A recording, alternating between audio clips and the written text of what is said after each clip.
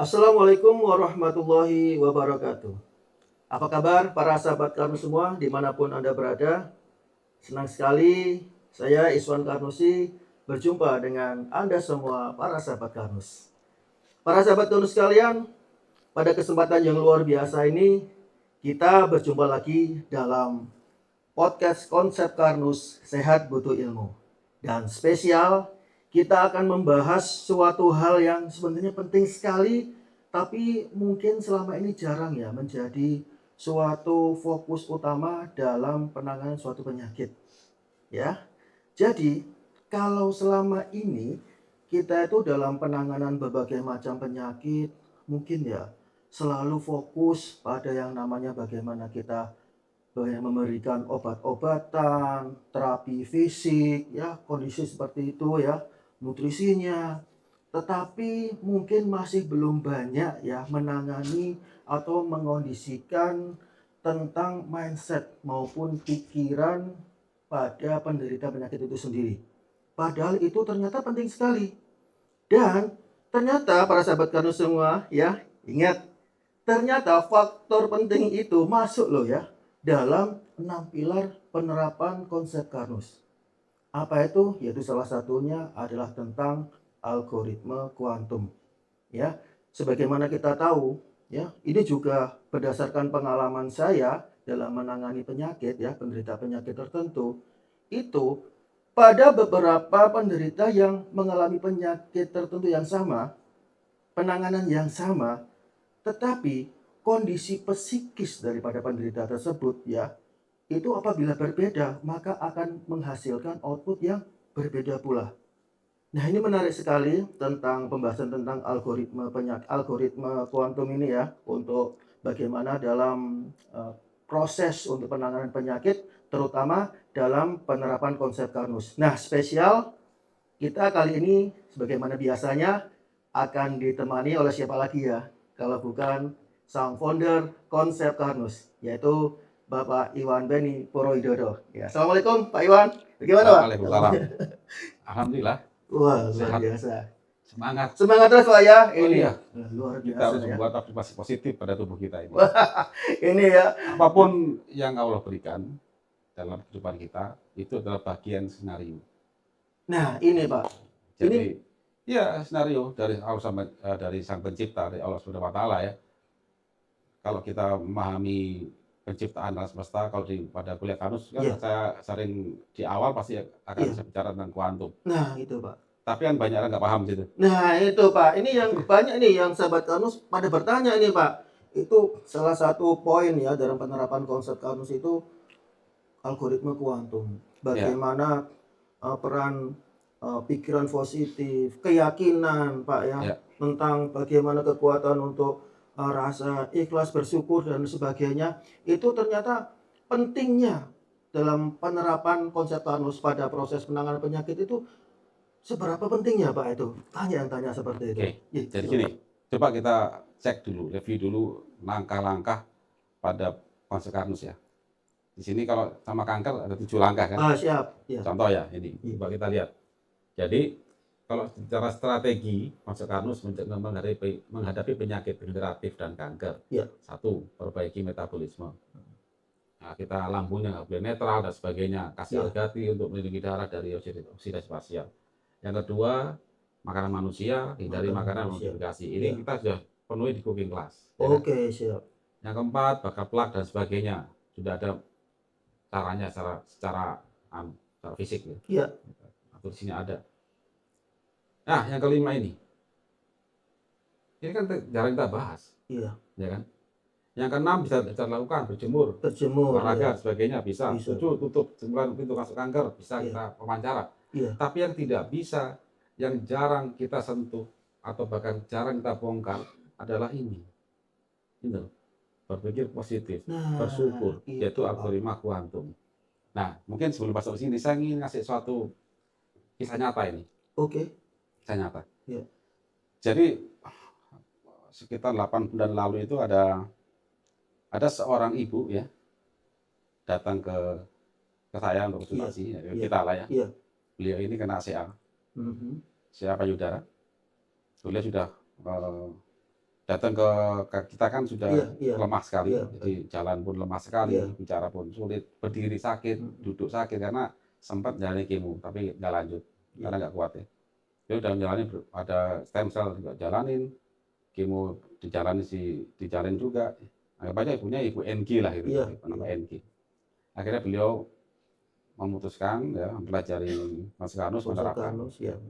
Alhamdulillah membaik lah ya, sekian bulan membaik. Saya sudah saya wanti-wanti, Bu, coba pikirannya direlakskan. Ibu cari sendirilah gimana cara untuk relaksasi. Bisa dengan ulama ya, kalau punya beliau muslim ya cari penasihat spiritual lah paling nggak begitu. Spiritualnya ya, begitulah paling nggak begitu. Karena bersyukur nggak mudah. Di mulut itu nggak mudah. Karena apa? Manusia punya masalah banyak. Mengikhlaskan masalah itu nggak gampang. Namanya manusia banyak masalah kan. Berjalan someday ada event gede dan sebagainya, beliau sibuk dan sebagainya, mungkin stres berat juga dan sebagainya, akhirnya sakit lah gitu. Bingung kan, bingung. Di tengah bingungan itu beliau galau ya, akhirnya mencari ibu, pokoknya ibu harus tenang gitu. Kemudian lost contact dari saya. Nah, kemudian ketemu saya lagi kemarin tuh, ketemu nggak sengaja dengan Dr. Ari juga ketemu. Sehat ya sekarang beliau tuh. Terus dia cerita, Pak Iwan, saya kemarin itu menjelang Ramadan gitu ya, sudah bingung, panikan luar biasa, panikan yang nggak jelas seperti apa, ketakutan, kekhawatiran. Kemudian beliau sempat juga menelpon ke rumah sakit yang lalu, kan, sudah menjawab mau kemo lagi katanya gitu kan. Terus beliau menelpon juga ada teman mereferensikan ke daerah NTT, akhirnya timbullah ke NTT itu. Terus beliau bilang ke apa namanya terapi spiritual, terapi psikologis lah ya, ke NTT itu, bilang gini, Pak saya mau ikut tapi setelah saya saya berobat dulu. Apa jawaban dari yang NTT? Terapisnya ya, Anda pilih Allah atau pilih alat? Jadi akhirnya bingung, kok sama ya dengan kardus jadi gitu ya. Jadi beliau akhirnya memutuskan itu menjelang puasa ini ya, menjelang Lebaran masalahnya. 2 minggu di grounded di sana, diberi makanan manusia, di grounded, dinasihatin tentang ketuhanan, kepasrahan dan sebagainya.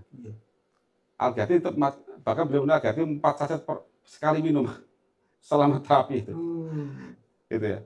Dia cerita sama saya kemarin. Terus akhirnya hilang semua Pak Iwan, yang di aksilanya hilang, ini semua hilang, kerasa hilang, semua hilang semua. Benjolannya itu Pak. Benjolan hilang semuanya. Sehat luar biasa sekarang. Afirmasinya positif sekali di situ. Ini kisah nyata ya. Hanya gara-gara merubah mindset aja dan menerapkan makanan manusia, berjemur dan sebagainya. Pasti yang kita lakuin di kampus itu. Cuman kalau di sana kan ada vilanya sehingga beliau bisa. Villa sederhana sekali, dan tidak ada villa yang mahal banget. Enggak, artinya villanya memang bahkan mohon maaf ya untuk itu dari beliau itu tempat untuk toiletnya jongkok, nyuci sendiri. Beliau ini pengusaha gede ya. Happy dia, makanya kan laut dan sebagainya. Nah, beliau tak kasih rumput laut emang. Itu anunya. Jadi saya lihat luar biasanya alhamdulillah ini. Jadi itulah peran pentingnya. Sebuat itulah itunya tentang pikiran tadi. Di kita namanya di algoritma kuantum poin 5. Itu ya. Misal kita di poin 5 ini. Ini sekarang kita bahas ini kan waktu kuliah kanus ini jam pertama saya berikan.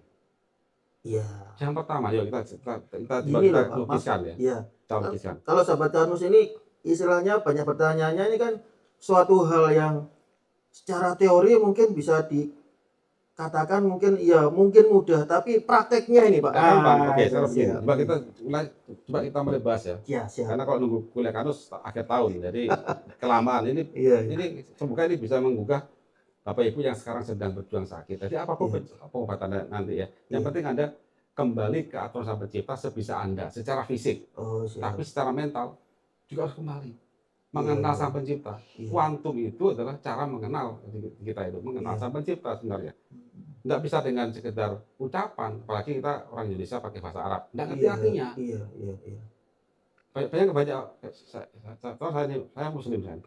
Saya Muslim. Saya sering sholat, tapi hatiku masih gundah. Karena saya nggak ngerti artinya bacaan itu. Dulu begitu. Setelah saya mulai pelan-pelan memahami artinya, menghayati dan sebagainya, memahami secara hakikatnya, Ya, sudah. Memiliki keyakinan terhadap apa yang kita ucapkan. Iya, itu pada tadi. Nah, bayarnya tadi Iya. Nih, kita gambarkan. Iya. Ya. Dunia kita itu ini foto saya nih. Ini manusia ya.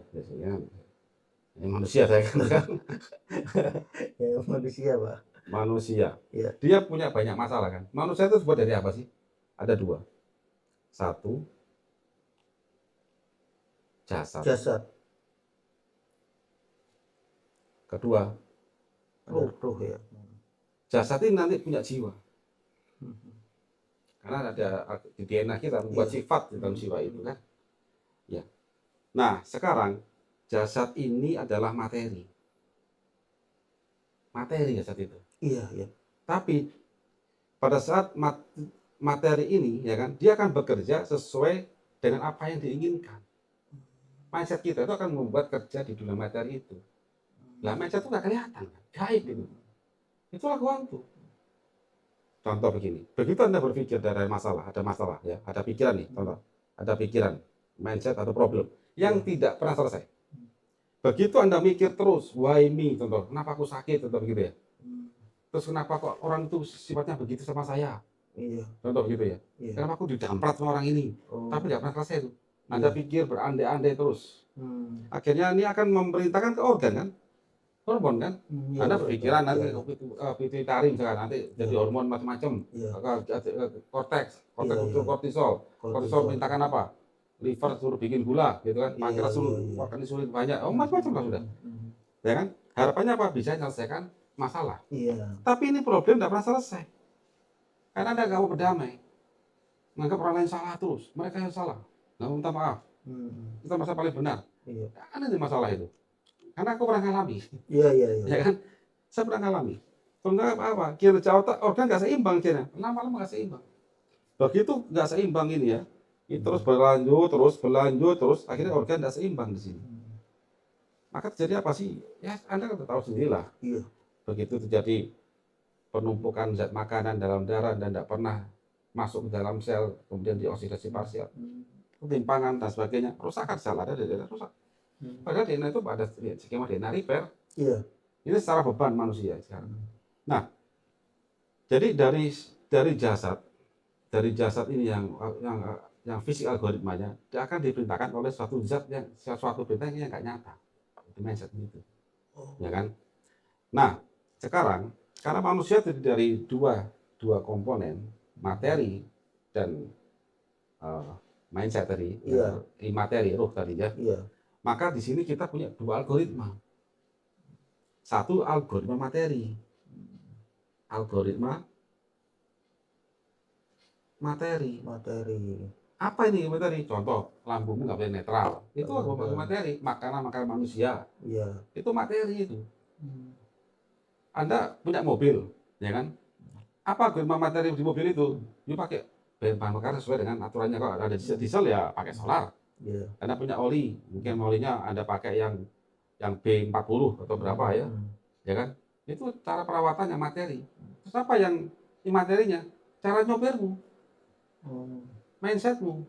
Bayangin, ada orang nyopir mobil nih, disalip mobil, gak terima, kenceng balap gitu. Panas, balap-balapan terus, gaspol, di kick down terus, ya rusak mobil. Padahal sudah Anda rawat pun, ya rusak mobil. Apalagi kalau dia sakit mobil itu. Jadi itu sakit, Anda tidak jalankan algoritma materi dan Anda tidak merubah cara pikirmu, tidak pernah selesai. Diperbaiki ya, tolong Anda jalankan materi dan benarnya. Perbaiki mobilnya bagus, tapi Anda masih masalah, ya rusak lagi. Apalagi yang sudah rusak. Gitu ya, itu. Nah sekarang kita lihat perbandingannya. Begitu Anda melukiskan ya, dalam misalnya dalam kehidupan ini, kita lihat ini. Jadi ini kayak gunung es ini. Dunia mata itu ini loh. Yang terlihat. Kecil kan? Hanya berapa persen nih? Kalau lebih? Ya mungkin 20% lah. Oke. Tapi yang nggak kelihatan.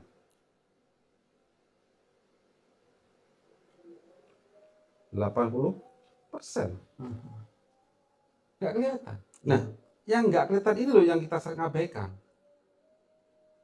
Wah. Nggak percaya? Iya, Oke, iya, paling iya. gampang begini. Oke, Anda mau bukti yang cara saintifiknya? Oke, kita bahas. Nih, ya. Begitu saya bicara dunia materi, oke, saya ambil satu aja dari manusia ini. Kami pada saya, satu aja. Seret, enzim MMP. Enzim ya, oke. Matrix Metaloproteinase yang digunakan oleh tubuh untuk membuka jalan untuk genesis misalkan. Iya, oke. Ya kan? Saya kanker untuk proliferasi contoh begitu ya, MMP misalkan. Contoh MMP ini. MMP ini begini bentuknya. Ya kan? Oke. Oh ya ini enzim, ini materi. Saya ambil satu aja, satu sequence. Nih. Yang kimia ini. Iya. Oke. Sekarang saya ambil satu lagi, satu sequence aja. Aja hidrogen. Hidrogen ini ketemu ini kamu. Pada saat bicara tentang satu atom yang menyusun partikel ini, menyusun enzim ini, menyusun badan saya ini. Iya. Ya, badan saya disusun satu kayak itu. Iya. Ambil satu. Gimana cara kerja tiap atomnya? Ternyata atom itu di dalam menyusun atomnya itu ketemulah namanya kuantum di sini. Kita tidak bisa menentukan letak elektron dalam satu atom hidrogen. Iya. Namanya ini ketidakpastian Heisenberg. Ketidakpastian Heisenberg. Heisenberg ya. Iya. Ketidakpastian. Tidak menentukan. Makanya dalam dunia kuantum itu tidak pasti. Makanya waktu kita baca skema ini bahwa alam semesta ini diciptakan dari Allah, oleh Allah dari ketiadaan, dari nothing. Sesuatu yang tidak pasti. Dia menjadi ada, menjadi ada. Iya. Dalam Mas, oke, lanjut lagi ya. Sekarang kita lihat sekarang dunia kuantum. Dalam dunia kuantum itu, nih, masuk sini. Mas ini. Apabila saya menembak satu subatom, ya, elektron lah, entah proton lah, ya, kan penyusun dari atom kan, ya kan, dari hidrogen, karbon, C, ya, apalagi N, sekarang, penyusun tubuh kita ini, mereka itu bersatu, tapi menjadi satu partikel, tapi diri mereka itu disusun dari sesuatu yang nggak nyata, dari gelombang, sana. Jadi makanya suatu bentuk satu partikel itu, ya karena bisa menjadi partikel A, partikel B, partikel C, itu banyak yang kita tidak ketahui probabilitasnya. Gitu. Nah, gini. Pada saat saya punya satu elektron, ditembak lewat dua celah, ya kan? Mestinya kan ini kan satu-satu begini. Iya. Tapi enggak, ternyata enggak. Dia bentuk langsung ada 5, 1, 2, 3, 4, 5 gelombang. Tapi begitu Anda kasih kamera di sini, ujuk-ujuk dia berlaku seperti partikel. Jadi inilah mindset. Iya, biasa. Pada saat kita dalam dunia kuantum itu, sesuatu belum terjadi itu, ya kan? Sesuatu belum terjadi itu. Iya. Jadi pada saat partikel itu bergerak sporadis, begitu Anda nggak lihat, maka tinggal lakunya seperti ini. Nah, seperti ini. Slide ya, kalau slide ya. Oh iya. Tapi begitu Anda lihat, dia menata diri seperti ini. Oh gitu. Inilah namanya ketidakpastian. Inilah keanehan dunia kuantum. Makanya dalam dunia kuantum itu, partikel itu sama dengan gelombang. Dunia materi, partikel tidak sama dengan gelombang. Tubuh kita ini dalam dunia materi. Tapi penyusun tubuh kita, reaksi biokimia itu. Ya, reaksi enzimatik itu. Kenapa dia ketemu ini sudah itu orang dikasih obat yang sama kok nggak beda, kok beda-beda efeknya. Bedanya. Ya? Iya. Enzim itu kalau kita lihat gini udah. Jadi C lagi. Ya. Harapan Anda kan di sini. Enzim ketemu di sini. Iya. Dia bisa jadi ketemu di sini. Oh iya. Elektronnya dan sebagainya. Nggak ngerti. Acak berarti Pak ya. Acak. Macam itu ada interpretasi dari mindset itu. Nah sekarang begini. Terus bagaimana kita bisa mempengaruhi dia? Nah itu menarik sekali. Ini masalahnya kan. Bayangin. Ini ada dua dunia nih. Ini dunia materi, dunia kita. Dunia kita tersusun atas dunia kuantum. Ya kan? Tapi dalam dunia kuantum ini kuantum ada perbedaan. Tapi ada dua entitas yang sama. Dalam dunia materi itu ya, partikel itu tidak selalu gelombang. Artinya ada partikel, ada gelombang. Gelombang itu sifat. Partikel itu benda. Itu dalam dunia materi, dunia kita. Tapi dunia kuantum beda. Materi itu sama dengan gelombang. Nah, artinya begini. Jika Anda ingin mempengaruhi dunia kuantum, ada dua opsi. Yang pertama, you pengaruhi materinya, artinya kita harus mengecilkan partikel kita seperti kuantum. Kan tidak mungkin. Ukuran proton, elektron itu kecil banget dibandingkan atom. Beda, tidak mungkin. Berarti lupakan. Anda mau mengintervensi dunia kuantum melalui partikel. Tidak mungkin. Berarti satu opsi cuma melalui gelombang. Karena di dalam dunia kuantum itu ada gelombang. Gelombangnya partikel itu. Terus apa gelombang apa? Contoh Anda bicara ain. Ada kan di Islam itu ain, pandangan. Dari mana apa yang bisa membuat korban orang sakit? Kan Anda lupa tubuh kita terjun atas partikel-partikel, atom-atom berikatan dengan elektronnya. Dunia kuantum gelombang. Kalau elektron atau penyusun ini, tola ini, menyusun elektronnya ini saya kasih aja kuantum duel putus, ya itu pura-pura Anda. Ya sakit lah. Contoh, darah Anda enggak oksigen di HP diikat, itu Anda pandangan pecah itu oksigen dari HP. Enggak informasi Anda. Enggak kelengar. Iya, merusak, Pak. Nah, sudah.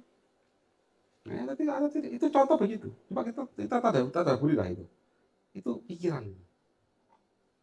Kuantum, ya kan? Nah, ya kan? Maka Anda harus masuk ke dunia gelombang. Apa paling gampang?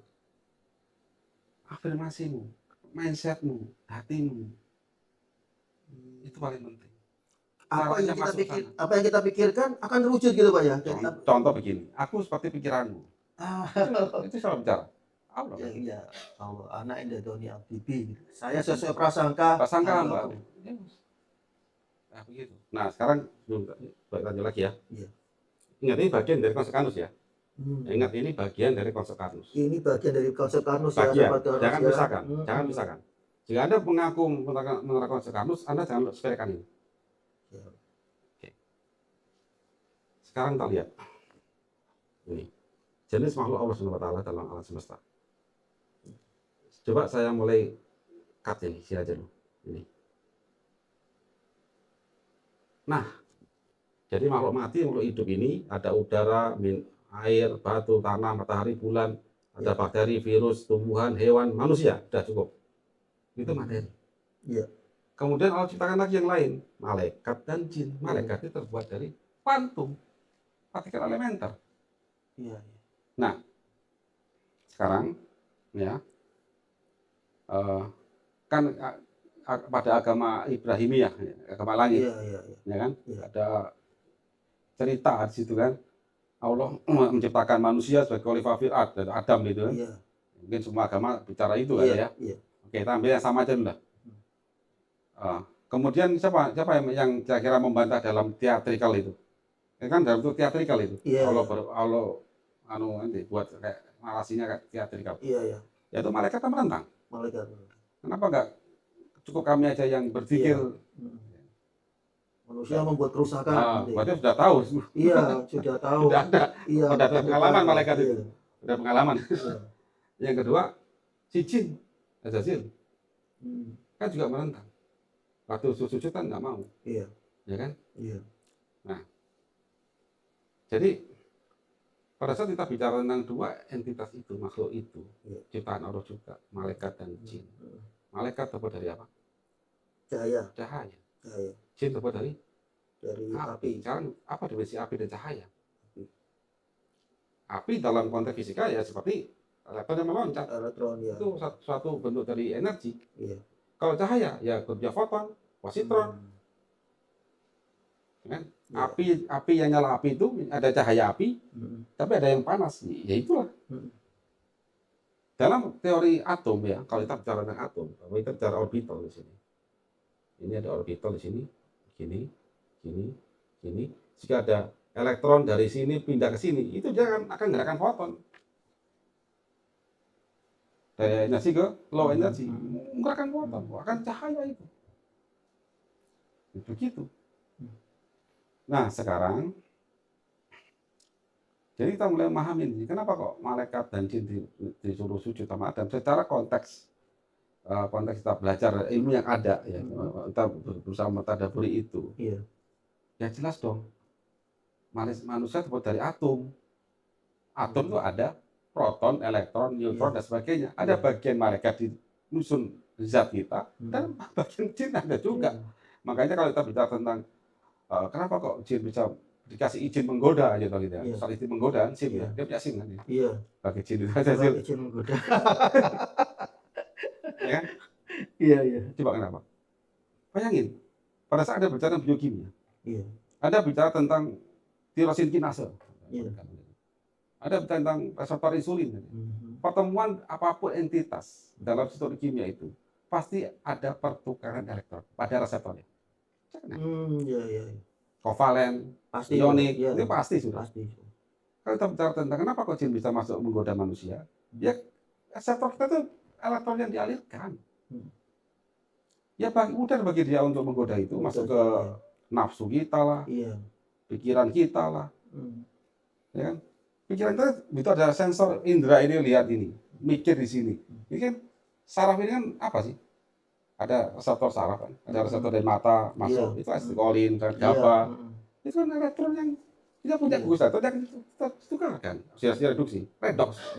Redox itu adalah satu menerima elektron, satu melakukan elektron. Nah kalau elektronnya dari jin itu mendo-mendo, itu pura-pura jadi GABA, pura-pura jadi asetilkolin misalnya. Apa sudah begitu ya? Cuma kita dikasih Allah kemampuan untuk recounter. Makanya orang yang sakit itu, Anda tanya pada teman-teman peruqyah, orang yang sakit itu mudah sekali kena gangguan jin. Nggak usah kena gangguan jin, pikirannya mulai sendiri, apalagi kena gangguan dia. Jadi makanya kita dua-duanya, kita harus back ke sana. Bagaimana? Yang mengenal Tuhan. Nah sekarang kita lihat fakta sekarang. Ini Nabi. Ini Tuhan. Allah SWT. Sekarang pada agama Ibrahimiyah, dari Tuhan menuju Nabi, siapa yang bawa passenger? Malaikat, Pak. Malaikat. Nah di sini ada malaikat. Malaikat.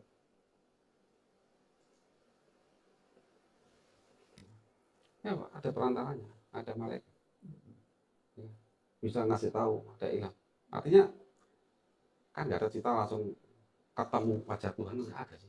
Dalam simbol-simbol kayak Nabi Musa ketemu api ya. Bukan wajah Tuhan, Tuhan sih. Ya langsung pingsan di situ. Dari cerita itu. Di sini kita orang biasa bagaimana? Ada ilham itu. Kita bisa dapat ilham itu jika petunjuk lah. Dengan apa ya tadi? Jiwa kita harus bersih dulu. Reseptornya ini kan ada ke jiwa dulu di dalam kuantum itu. Hati, pikiran, ikhlas dulu. Ya. Artinya Tuhan ini nggak sama dengan makhluknya, beda dengan makhluknya itu. Oke, saya paling gampang lagi pilih. Ini komputer, ini laptop.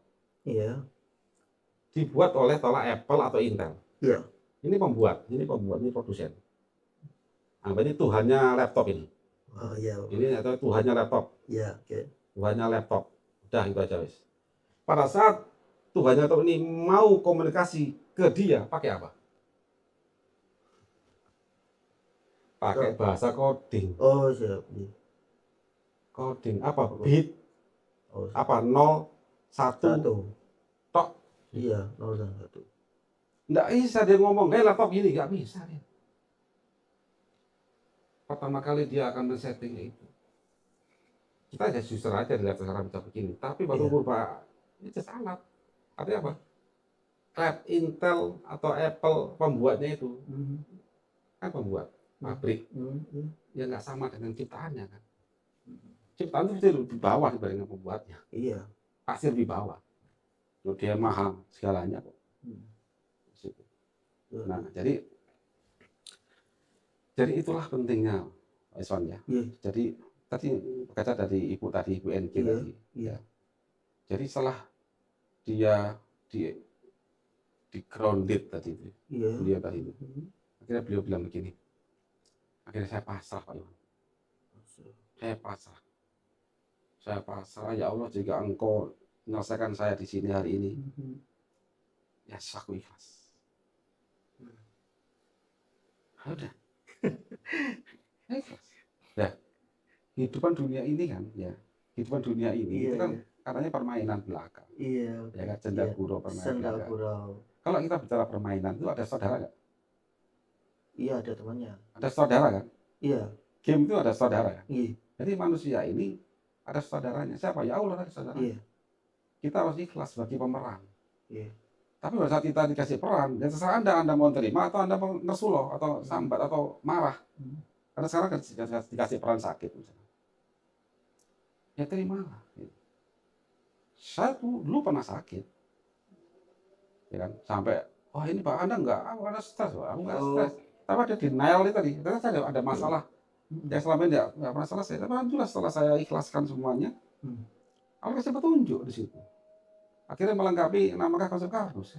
Iya. Agama kuantum sama berjemur itu. Itu dari situ. Ya Allah, saya udah ikhlas.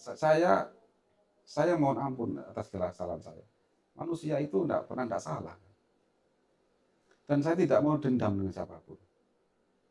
Saya meminta maaf dan saya memaafkan. Saya minta maaf ke istri saya, orang tua, saudara, sebagainya. Dan saya memaafkan siapapun yang pernah salah sama saya.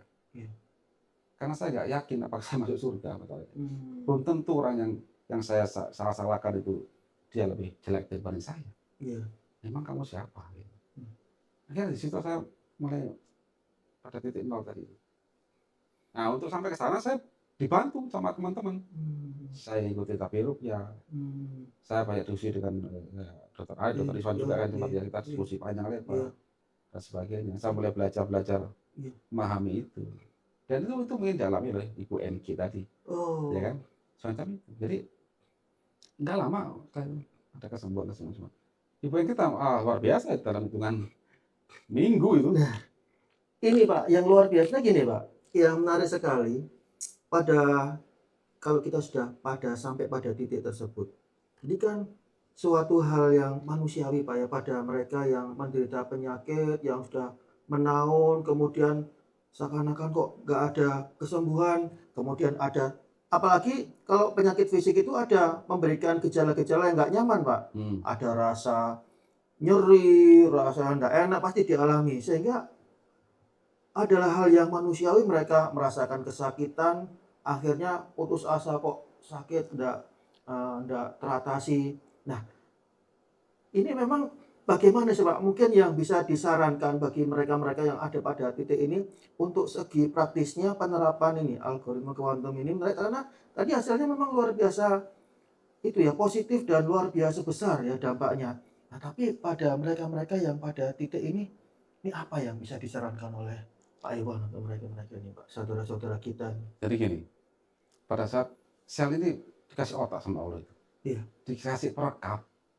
Jika Dr. Ivan belajar tentang buka epigenetik, dan Anda bicara tentang waktu itu relatif.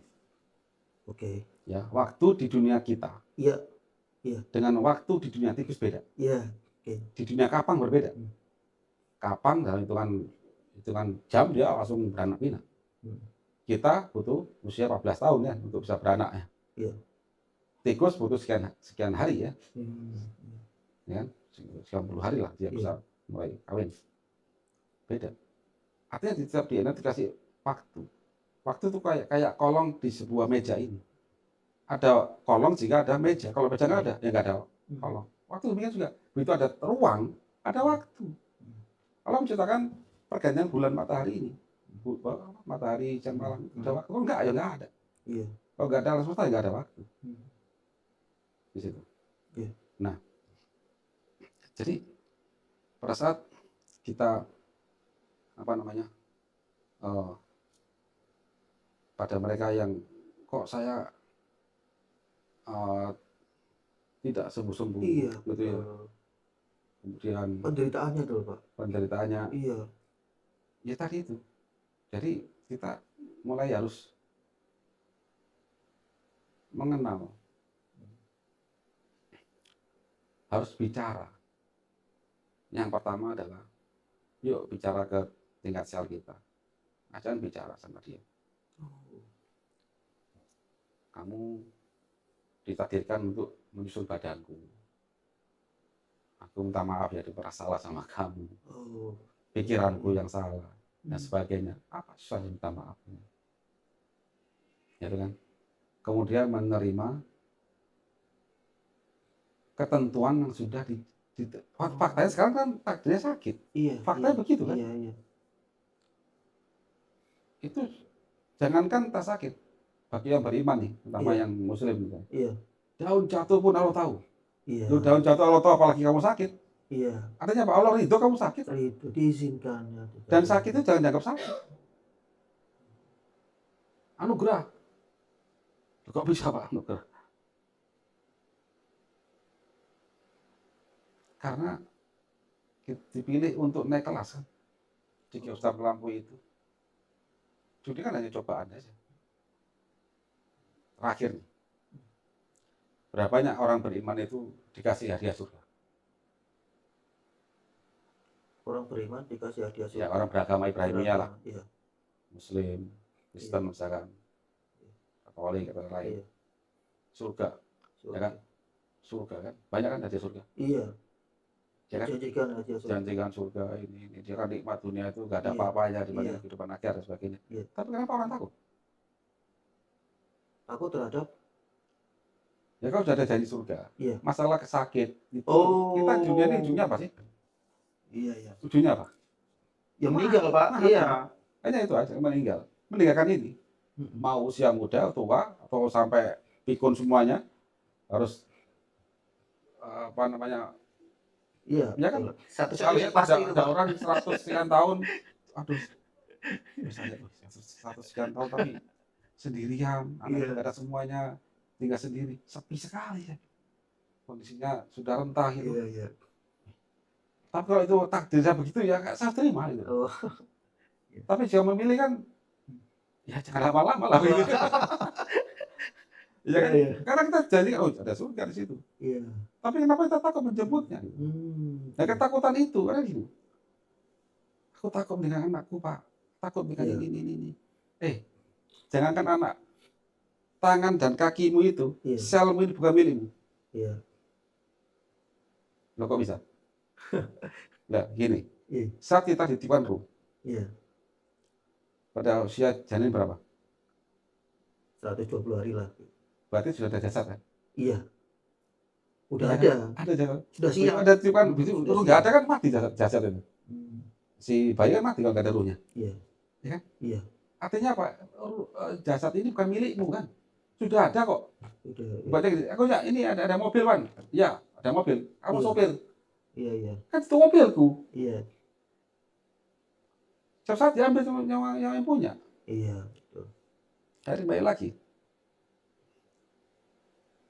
Tangan sasar kita ini bukan milik kita. Iya. Dan dia akan bersaksi loh.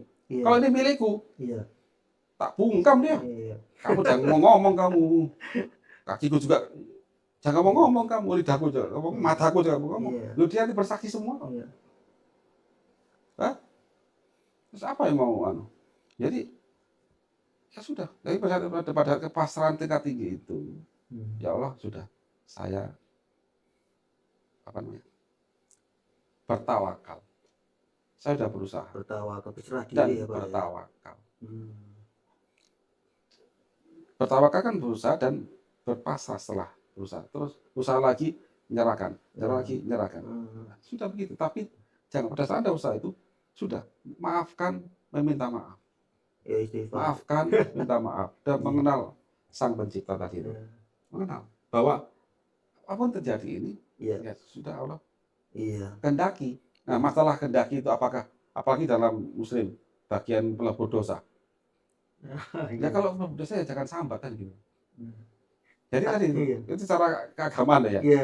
Ya kan. Tolong Anda nggak percaya agama tapi percaya Tuhan jangan. Iya. Ya sudah, itu cara Anda mengenal Tuhanmu, udah begitu aja. Karena Karnus kan sesuai agama Sang Pencipta, jadi wajib apa namanya, mempercayai Tuhan pencipta gitu loh dalam Karnus ya. Tapi jika nggak percaya Tuhan ya beda. Iya. Kayak gitu. Anda abaikan aja ini materi kuantum. Tapi Anda bisa pakai bahwa ada entitas itu, entitas yang dimana kita semua bisa jawab. Sesuatu yang nggak ada itu membentuk sesuatu yang ada, gitu aja. Kalau nggak disinarkan sama cipta ya nggak ada begitu. Keyakinan terhadap apa yang kita pikirkan itu akan terwujud gitu Pak. Iya. Jadi pada saat ada afirmasi positif ya. Ya Allah, aku sudah berusaha dan sedang berusaha dan saya mau minta maaf dan saya memaafkan. Saya pasrah ke atas kehendak-Mu ya Allah. Anda bicara ke saya, aku pasti ingin sembuh. Ingin apa? Setelah itu beraktivitas atau menjalankan, mengabdi pada Tuhan Yang Maha Esa dalam kehidupan ini.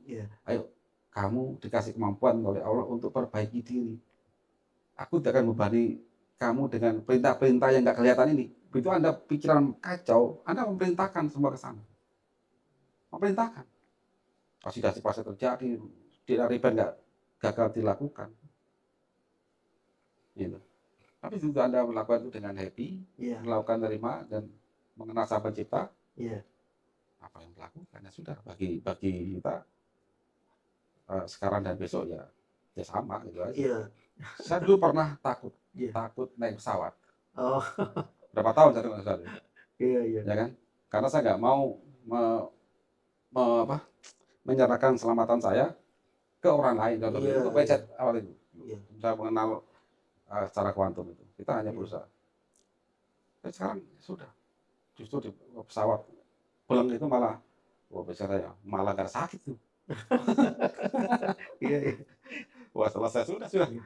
Yang penting kita persiapin aja. Pokoknya setiap kegiatan kita ya kita mengabdi pada Allah. Nah itu Pak, itu memang dalam sekali ya. Memang kebanyakan Pak ini kalau mereka yang sakitnya itu gelisah, panik dan sebagainya itu ya wajarnya dia itu sebenarnya bukan takut kepada kematiannya sih, tapi lebih ke masih hidup, masih banyak yang melakukan kesalahan, belum sempat bertobat, kayak gitu itu Pak.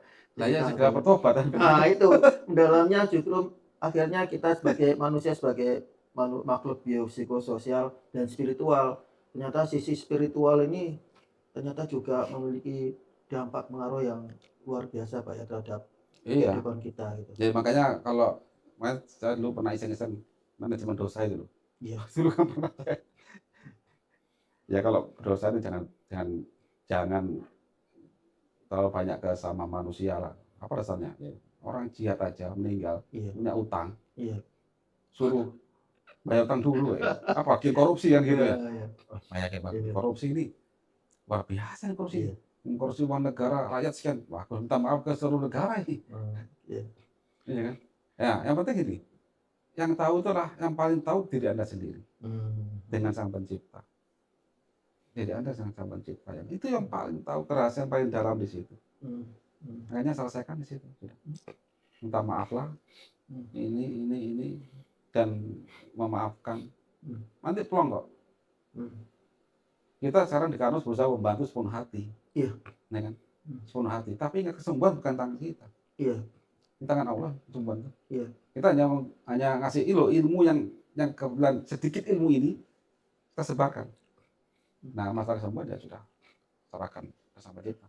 Tapi luar biasanya dengan pembahasan masalah algoritma kuantum ini Pak, itu saya melihat justru makin menegaskan bahwa penerapan konsep Karnus ini suatu penerapan, kalau ini kita fokus kepada penanganan penyakit, itu penerapannya itu penanganannya itu holistik banget Pak ya. Kita harus holistik. Manusia itu makhluk nggak cuma badan jasad manusia itu. Dia punya pikirannya kok hewan. Kasih insting aja hewan kan. Kita kasih akal ya. Mana-mana nih.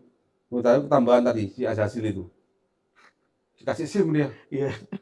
Surat izin menggoda. Legal dia tuh menggoda. Makin runyam kan tubuh ini kalau kita nggak punya pegangan kuat. Dan yang paling dalam waktu kita sakit itu, kadang-kadang kita ini dulu merasa aku lo gak apa-apa. Saya lo nggak buat salah sama orang. Merasa benar. Kok sakit gitu ya? Iya, merasa benar. Gitu. Oh ya, ternyata aku banyak salah juga sama orang. Oh. Nah begitu. Oh iya, itu maaf lah. Berarti juga merupakan jadi suatu momentum kita untuk muhasabah, merefleksikan diri. Iya. Keluar dari itu tentu ingin menjadi manusia yang lebih baik. Lebih baik. Ya. Nah itu. Jadi kalau lulus lebih baik itu aja. Tapi setelah lulus apakah mulus terus? Ya enggak juga. Kadang-kadang manusia kan ada SIM itu loh. Ada SIM-nya sih, ada SIM. Karena manusia kan seringkali tempat berbuat kesalahan ya manusia. Saat kita ya berusaha untuk memperbaiki diri. Jadi pada konteks Kanus pada poin kelima ya itu sangat penting. Jadi kalau kita lihat berapa persen ini loh, berapa persen nih? Wah malah lebih 80%. Tapi tidak akan jadi 100% ketika yang 20 Anda tidak lakukan. Nah, jadi makanya harus sinkron semuanya. Holistik tadi Pak ya? Holistik itu. Nah, untuk yang 80% itu mindset Anda dan Tuhan Anda yang tahu. Tapi biasanya orang sakit itu butuh bantuan.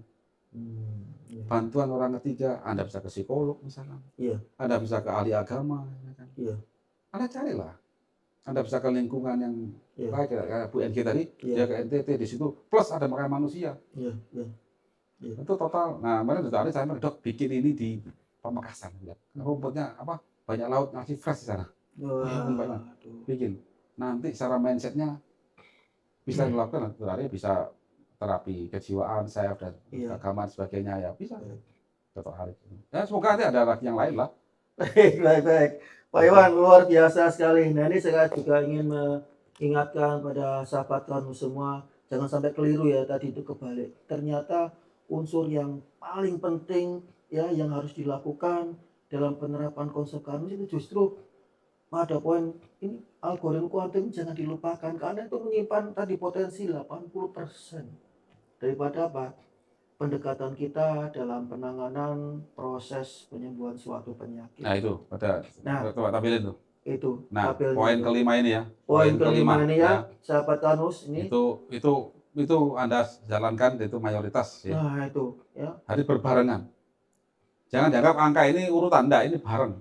Bareng. Jadi ini hanya bukan berarti yang poin yang satu poin 5, 6 itu terakhir kurang prioritas, ternyata tidak bisa seperti itu. Jadi semuanya harus dilaksanakan pada saat penerapan konsep Kanus itu semuanya dilaksanakan pada saat yang bersamaan. Jadi penerapannya secara holistik gitu Pak ya, langsung. Nah itu ya luar biasanya para sahabat Kanus semua. Sehingga luar biasa sekali pada sore hari ini kita juga bisa lebih mengenal dan memahami konsep Kanus lebih mendalam tentunya, sehingga kita bisa menerapkan lebih maksimal ya, dan juga keyakinan kita juga lebih mantap nih ya dengan konsep Kanus. Nah yang terakhir Pak Iwan, untuk mengakhiri podcast ini mungkin bisa diakhiri dengan ya saran Pak Iwan untuk para sahabat Kanus semua, terutama mungkin terkait dengan materi kita hari ini. Silakan Pak. Dunia ini adalah seperti panggung sandiwara. Dan sutradaranya adalah Allah SWT, Tuhan. Kita dikasih peran masing-masing orang. Tinggal Anda mau menerima peran itu atau tidak. Ada orang yang tidak mau menerima peran. Contoh, Anda sebagai presiden, harusnya kan amanah. Anda nggak amanah. Contoh begitu. Itu terserah Anda. Sekarang Anda sakit, misalkan ya. Entah sakit akibat apa, kita nggak tahu ya. Banyak faktanya sakit, begitu. Ya terima dulu. Kemudian jalankan akan pantung. Tapi jangan ngerusuh tuh sambat ini. Makin parah nanti nggak terima itu. Jadi terima dulu itu. Makanya kayak Dr. Edi ya, ridho dulu, terima ya, ikhlas ya, dan sebagainya. Alhamdulillah banyak perbaikan pada pasiennya. Masalah kesembuhan itu Allah tentukan. Kayak Bu NG tadi, itu saya nyata kemarin. Versi beliau, sehat faktanya hilang semua Pak Iwan. Keluhan saya happy sekarang itu. Saya udah nggak takut lagi Pak Iwan, apapun itu. Menikmati hidup dengan luar biasa. Gitu ya. Baik, Pak Iwan, terima kasih atas edukasinya. Saya mewakili sahabat Kanus tentu memberikan apresiasi yang sangat besar Pak Iwan atas ilmu-ilmunya tentang penerapan konsep Kanus, dan akan selalu ditunggu untuk informasi-informasi selanjutnya Pak. Ya. Ya. Oke, para sahabat Kanus sekalian, Tadi sudah dijelaskan ya panjang lebar oleh Pak Iwan Beni Purwidodo selaku founder konsep Karnus tentang salah satu poin yang ada pada penerapan konsep Karnus, yaitu algoritma kuantum, yang ternyata mungkin selama ini kita kurang membahas yang memberikan perhatian pada algoritma kuantum ini, tetapi ternyata memberikan dampak yang sangat besar sekali pada penerapan konsep Karnus. Dan saya nambah lagi, jadilah the best actor dalam kehidupan dunia ini atas peran yang diberikan oleh Allah SWT.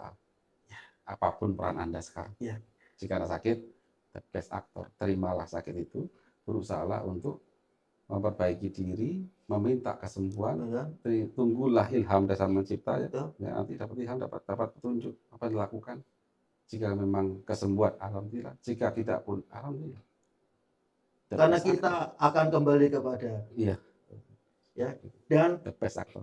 Dan reward terbaik adalah bagi the best actor. Piala Citra.